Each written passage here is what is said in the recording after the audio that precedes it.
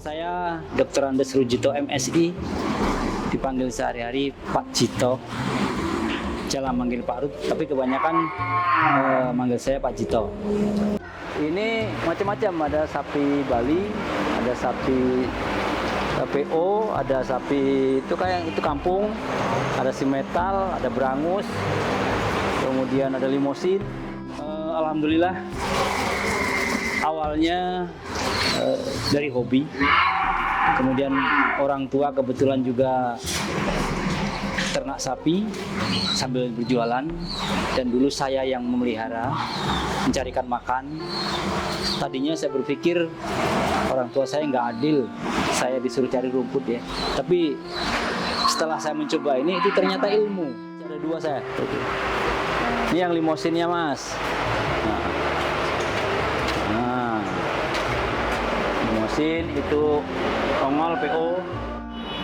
Memang guru adalah profesi saya, dan suatu kenikmatan kalau saya mengajar anak itu mengerti, menjadi pinter. Kalau ngajar anak yang pinter-pinter jadi pinter, udah nggak heran lagi. Masih katanya ini ada Belgiumnya katanya.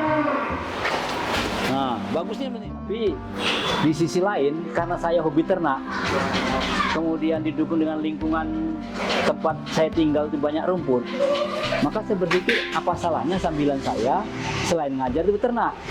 Kalau ternak sapi ini mudah sekali, dalam kata mudah itu makanannya nggak beli. Kalau orang bilang sini kopior.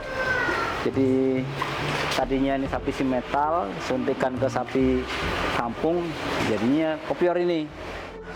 Jadi awalnya saya tidak punya orientasi khusus ya. Awalnya saya beternak hanya jalan begitu saja, berpikir bagaimana sapi itu nanti bisa gemuk, kemudian dijual bisa mahal. Tapi yang jelas saya tidak pernah berpikir untuk memelihara sapi dikembangbiakkan, sebab perhitungannya terlalu lama. Kalau siang hari ini saya kasih ampas tahu, terus solid sawit. Oh, solid itu tahu nggak? Solid, kayak solid sawit itu bukan. Jadi kalau kita pernah membuat minyak kelapa, itu dari tai minyak kelapa yang enak dimakan itu. Ini tai kelapa sawit yang dimakan itu. Ini sapi yang masih muda, kalau mau dikawinkan itu paling tidak dipelihara setahun. Kalau nanti dikawinkan, bunting juga setahun, kemudian anaknya nanti baru bisa dijual setahun. Artinya kita bisa memetik hasilnya baru 3 tahun. Oleh karena itu saya berpikir ternak sapi itu yang paling bagus adalah menggemukkan. Jadi saya tadinya berpikir kalau melihara 2, nanti setahun harus jadi 3. Artinya 2 ditukarkan 3, beranak 1. Ini ampas tahu. Ini kontrak, ini saya setahun 50 juta. Didapat dari pabrik juga? Pabrik tahu ini. Pabrik tahu. Ini saya ambil dari 2 pabrik.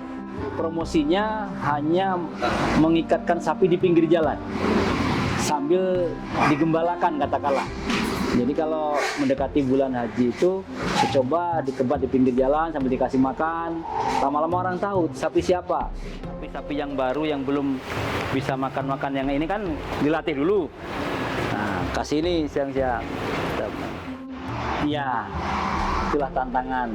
Makanya sebenarnya kalau sekarang prinsipnya orang-orang lama itu kalau bisa anaknya disekolahkan jadi pegawai.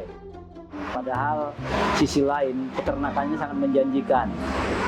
Coba kalau anak-anak muda sekarang ini tertarik ke ternak. Nah, supaya mereka tertarik ke bidang peternakan, paling tidak tuh satu harus hobi dulu.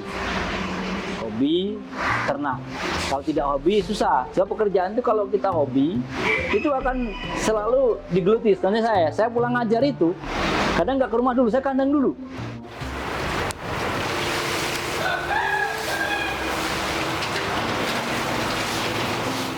Kadang anak itu malu.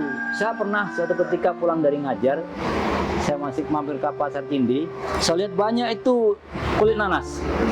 Saya bingung, saya malu saya pakai kerja gini, tapi untuk apa saya malu? Nggak ada orang kenal juga di pasar ini. Ini saya beli karung, saya beli topi, saya pakai topi yang lebar itu, saya masuk itu kulit nanas itu ke dalam karung, saya bawa pulang.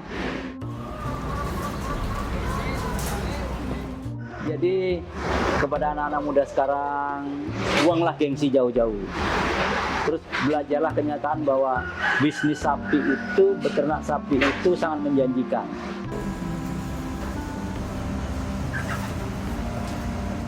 Saya Dr. Andes Rujito, MSI, pimpinan peternakan Lentera Rujito, mengharapkan kerjasama yang baik dan bila membutuhkan sapi kurban silakan datang. Terima kasih.